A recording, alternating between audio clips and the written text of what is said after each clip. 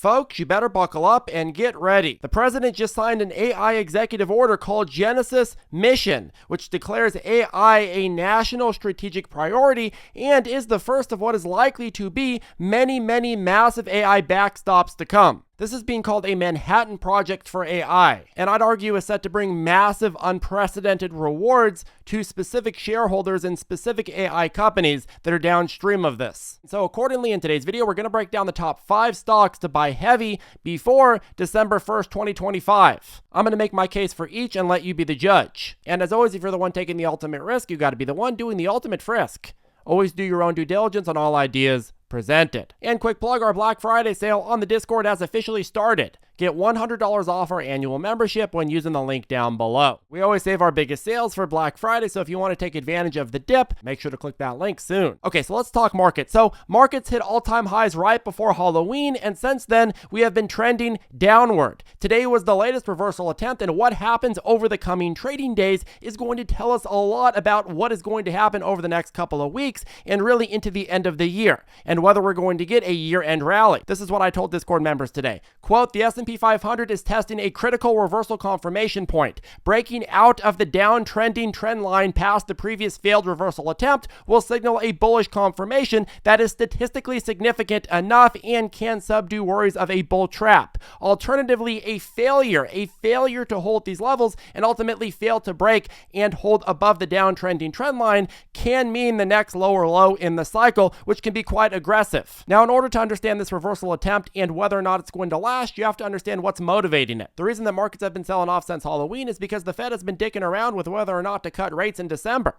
And because markets had already priced in that cut, well, down she goes. But now Fed officials are coming out and saying, yeah, actually, I think we're going to do a cut. So the odds of a cut in the last meeting of the year have now gone up to about 85%, which means markets have room to reprice in all that they unpriced. If you look at the average equity fund flow by calendar month over the past decade, excluding the presidential election years, well, December is by far the biggest inflow month. And given the November sell-offs that we've had, it might further motivate more funds into markets that are a bit better priced now. Now let's talk about the banking sentiment shift. All of a sudden, you're seeing all these banks and big investment funds come out with these bullish outlooks. One of the ones that gave a big and loud call out this week was Morgan Stanley. So Morgan Stanley, when talking about AI bubble fears, said this: any weakness in the short term is an opportunity to add long exposure into 2026, which means what? Buy the dip. Morgan Stanley is now calling for a 1,000 point rally in the S&P 500 over the next 12 months to 7,800. Now, a lot of the bullish projections that you've already seen come out and the new ones and the upgrades from big analysts, most of it has to do with the federal funds rates going down and the government-led AI bailout. A few weeks ago, this was considered a ridiculous idea.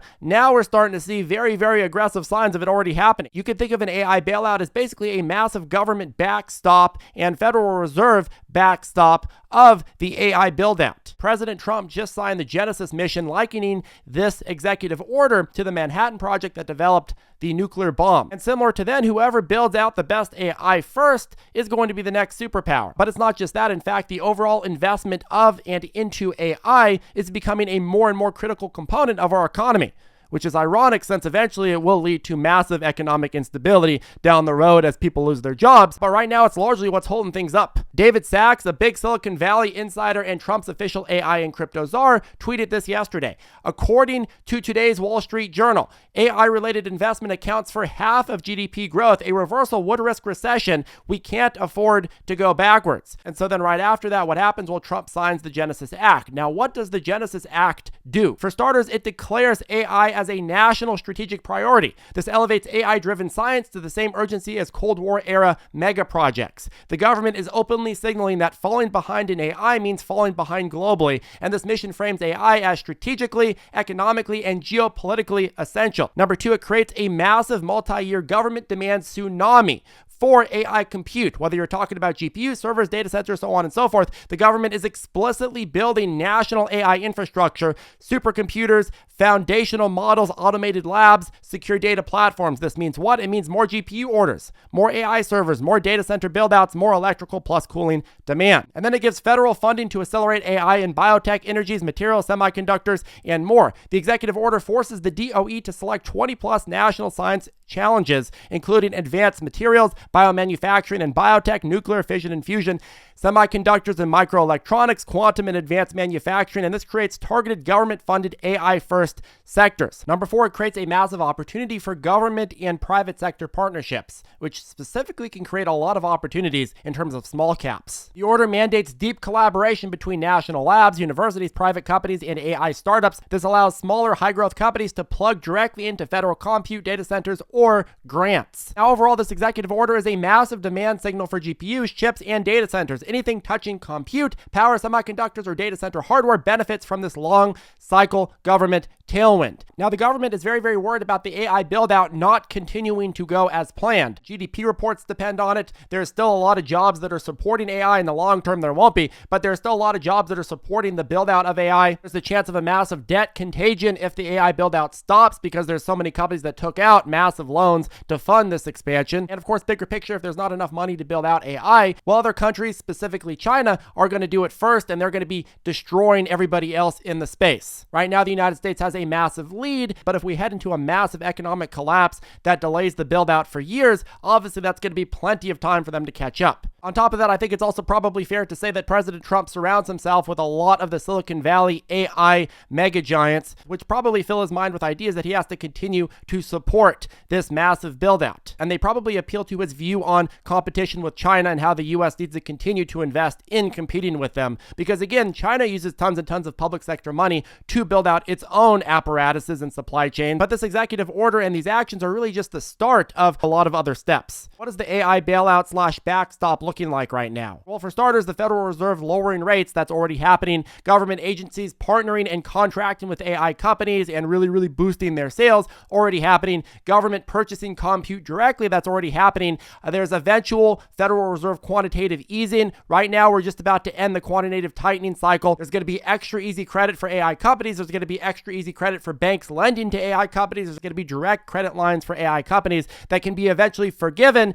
I think that there's going to be government guaranteeing / backing loans to AI companies. I think there's going to be general stimulus, subsidies, other incentives, and backstops for AI companies. That said, and we've been trying to make this as clear as possible, just because there's a lot of backstopping and there's a lot of reasons to believe that the overall market is going to continue higher in 2026, doesn't mean that you're not going to have constant corrections, massive dysphoria cycles, and just generally a lot of volatility. But the big plus of this is that if you identify all of these backstops and you believe in these backstops, well, that means that this volatility, when it takes it down to panicky lows, that's going to be a very fast turnaround time to make a good profit on a dip buy to overall accelerate your growth. But with great volatility also comes great responsibility. And that means checking all of your positions, understanding what conviction means, understanding what it is that you're buying. A lot of people don't understand the concept of beta. Beta means that if something can go up 5 times the market average, well, it could also go down 5 times plus the market average. People want the accelerated returns without the accelerated levels of risk. And unfortunately, that's just not the way the world works. But the best way, in my opinion, to protect yourself is to always make sure that you have a plan, you understand what you're holding, and you understand where your convictions lie. Great investor JFK once said, ask not what your portfolio can do for you, ask what you can do for your portfolio. Is there a loser stock that needs to be cut? Is there a bag that you're holding that you actually don't have conviction in and you just made an oopsie? Do I need to rotate out of some winners that have gone up too much and I can't justify the valuation anymore? Is this stock a fair price? What's the upside? So on and so forth. Now, of course, if you'd like to see our model portfolios, all of our price forecasts, alerts, and so forth, you can join ZipTrader's Discord with the first link down below and get that $100 off for Black Friday. But bigger picture right now, I believe we are in the situation depicted by this AI-generated cartoon. They say a rising tide lifts all boats, and we are absolutely blessed with 3 rising tides. And if we can avoid getting capsized by them, we'll end up much higher. So make sure to hold on to your boat and let's head to our destination. Okay, let's go on to the top 5 stocks to consider right now. Number 5, Nvidia Semiconductor, NVTS. So NVTS is a NVIDIA-backed next-gen power chip company that is still tiny, absolutely tiny compared to the demand curve heading into 2026, and that's exactly what makes it so damn interesting to me. NVIDIA makes the GaN and SiC power chips that much of the AI build-out is going to depend on, in my view, and these chips are the power efficiency backbone of next-gen AI servers, DOE supercomputers, hyperscaler clusters, and every high-density rack packed with the most famous H100s, B200s, MI300s, or whatever comes next. Now, Now, under the Genesis mission, the government is pushing for AI-enhanced science, autonomous labs, and secure compute platforms. All of that requires more power and more efficiency. Two things that become impossible without the GAN and SiC chips. And here's the arbitrage opportunity. You see, demand is going to go vertical in 2026, but NVTS is still a small cap supplier sitting directly in front of a multi-year tsunami of orders. I think when this tsunami of orders comes in, I think you're going to see Navitas move a lot higher. The government wants efficiency, hyperscalers want density, data centers want lower energy costs, and I think that's going to lead Navitas to benefit quite a lot. Now, in terms of the chart and what it's doing, this is what we sent out to Discord members today. Navitas has found a key support. NVTS has found a key support at the $7 to $8 corridor and has substantial upside to fulfill into 2026. The company sits at the center of a massive rush to build out AI infrastructure using the most efficient and fast chips possible. This NVIDIA-backed player will continue to be more than relevant in 2026, and thus I see the current pricing as a steal. Now, back on September 28th, we alerted March 20th, 2026 expiry NVTS $7 strike calls, and obviously NVTS after that blew way through the strike price, but now that we sold off largely from those levels, we're back at a great deal territory. And so I'm a big believer in shares for NVTS right now, and I'm going to alert a new round of NVTS calls as well. And if you're a Discord member, make sure to check the options ideas tab. If you're not, Black Friday sale link down below. Okay, number 4, AMD Advanced Micro Devices. So AMD is the government as well as the private sector's favorite alternative and runner-up to the beautiful NVIDIA, and that matters a lot more than people think. You have to understand that the Genesis mission that was just signed explicitly prioritizes AI compute diversification. So it means not monopolizing everything into NVIDIA, and it also prioritizes strengthening the domestic AI hardware ecosystem. And NVIDIA is not the only player in the ecosystem. AMD has been picking up the slack a lot when NVIDIA has overages, when NVIDIA has a lot of spillover, when people need fast supply, and so on and so forth. Genesis mission makes it very, very clear that the DOE, national labs, defense agencies, and government-backed consortiums cannot rely on a single supplier. And AMD's MI300 platform is now getting deployed in hyperscaler clusters. It's running inside major US supercomputers. It's competing aggressively on price, which is very important, and it's offering a diversified supply chain the government actually prefers in many cases. And in an environment where the Fed is cutting rates, where the government is openly backstopping AI, and where the DOE is building out a federal compute super stack, well, AMD becomes the second engine of the US AI arms race, and I think it would be a bad idea to overlook it right now. This is what we sent out to Discord members today. Quote, AMD is looking for a bottom to bounce off of and find grounds for a longer-winded bullish reversal. Trump's Genesis mission executive order / AI backstop will create a lot of demand for AMD, and the rising tide will inevitably lead to higher highs in my view. Now, again, we've been one of the biggest proponents for AMD all year, but one of the most contrarian calls we made on AMD was back on May 21st this year when we alerted $175 strike calls expiring in September.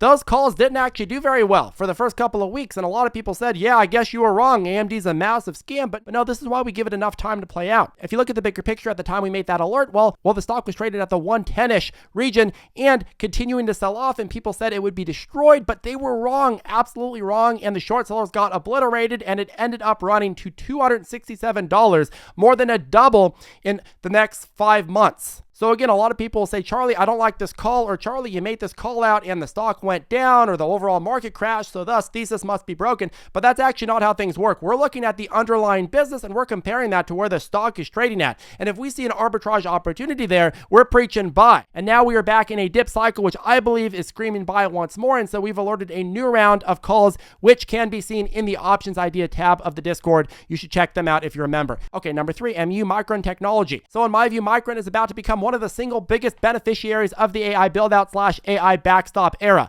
Why? Well, they specialize in what's called high bandwidth memory, aka HBM. Now, HBM, if you look at a lot of research out there, is the number one bottleneck. The number one bottleneck in the AI arms race. You can't run AI models without memory, and you can't scale compute without HBM, and Micron is one of the only US-based companies producing the memory that powers advanced GPUs and specifically targets this HBM market. Now, the Genesis mission executive order directly mentions energy efficient compute, scaling supercomputers, accelerating domestic semiconductor capabilities, and nothing accelerates AI compute more than HBM3E, which Micron is delivering to NVIDIA, cloud providers, and soon enough, I think, government-backed supercomputing initiatives. Micron is effectively the oil of the AI engine. As AI models get bigger, memory demand grows even faster than GPU demand, and so I think they're sitting in a very, very sweet spot, and I think they're a great buy right now. Micron sits at the center of a massive super cycle, and I think their 2025 to 2027 ramp is shaping shaping up to be one of the strongest in the entire semiconductor sector, and I wouldn't be surprised if you see MU being one of the top dogs when you're looking at year-over-year returns in 2026. Now, this is what we sent out to Discord members. Quote, looking at MU to fill in gap and move past previous cycle highs by early 2026. Micron Technology has quietly become one of the most important companies in the entire AI supply chain, not because of GPUs, but because of the HBM powering every next-gen AI accelerator. As NVIDIA, AMD, and AI hyperscalers race to expand compute capacity, the limiting factor is increasingly memory, not chips. MU is set to benefit from this, in my opinion. Check out hashtag options ideas for the full story on this new call option. And with that, we alerted MU calls. Number 2, Applied Digital, APLD. So APLD is one of the purest ways to play the AI data center supercycle and is one of the smaller cap data center plays that I think can have outsized performance. Now, the Genesis mission hands the Department of Energy the keys to America's AI infrastructure, and the DOE doesn't build everything in-house. They simply partner with private companies that can scale fast at a low cost. I think APLD is one of those. If they aren't one of those, if they don't end up being picked by the government, still the overall demand for AI demand centers is going to increase. And so they're still going to benefit from the massive rising tide there. APLD specializes in modular, rapid deployment data centers, low-cost energy footprints, GPU-ready AI hosting, and high-performance computing infrastructure. APLD, in my view, is exactly the kind of company the government and hyperscalers go to when they need capacity fast, and I think they're going to continue to benefit massively. Back on October 22nd, I sent out a Discord message saying this, quote, APLD data center play is finally taking a much-needed breathing cycle. How far will she drop? In case A, we see a continued slump to $20 and then a rebound back through previous resistance levels and slowly up to previous cycle highs. In case B, we see a even further dump to $12 previous channel highs and a resurgence. In case C, we see a more immediate bounce back coming in the next few trading sessions as a long-term play. We are happy with all potential cases given, but understand the bigger dips can be even better opportunities for better deals. So far what we're seeing is really case A, and I believe that's the most likely scenario to play out, where you get a lot of gap to fill in from the previous sell-off. But in a minority situation where maybe the Fed pivots again, you could see us get back to case B, where the stock goes down even further and then rebounds after the Fed gets back to cutting. It's just a question of time span and patience. I think that long term, though, either way, you get a lot of gap to fill in here. And so that led us to alert new APLD calls as well. And we just alerted those yesterday. So again, if you're a Discord member, make sure to check those out. But quite frankly, I believe that APLD has a lot of potential to leverage the overall AI data center demand trend that we're seeing right now, that's going to be accelerated by not just rate cuts, but by specifically the federal government's initiatives to boost AI. Okay, number 1, Google, Alphabet. I know this isn't a contrarian pick right now, but it's one that is definitely worth considering, even at today's values, and I'm going to make my case for that. So originally, everybody thought that Google was going to be destroyed by AI. People weren't going to use their search engines anymore, and they'd basically lose more and more market share over the years. However, you're starting to see a very, very different picture be painted. Google controls one of the most advanced AI compute stacks in the world, and markets are really waking up to this. They control TPU accelerators, massive hyperscale data centers, sovereign cloud environment, cybersecurity infrastructure, and of course, government partnerships. And if you go back to the Genesis mission, it specifically outlines a lot of the cases that can help Google. Creation of a federal compute core, national AI model, secure data environments, and public-private R&D partnerships.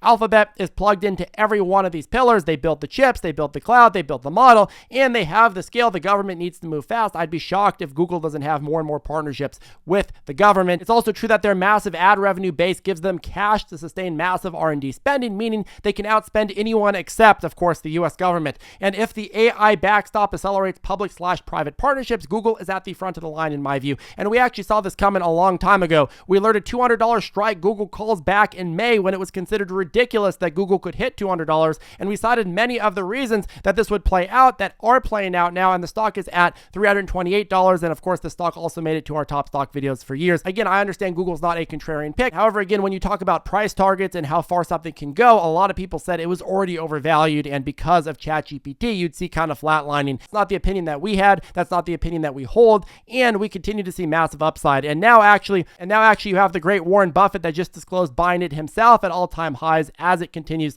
to push higher. And with that and a lot of the new analysis pieces and a lot of the back and forth with Google and NVIDIA on this new GPU demand trend, well, I think a lot of people are going to wake up and Google can go much higher. Anyways, folks, that caps off today's video. Let us know your favorite stocks down below. Let us know what you're doing in today's market condition.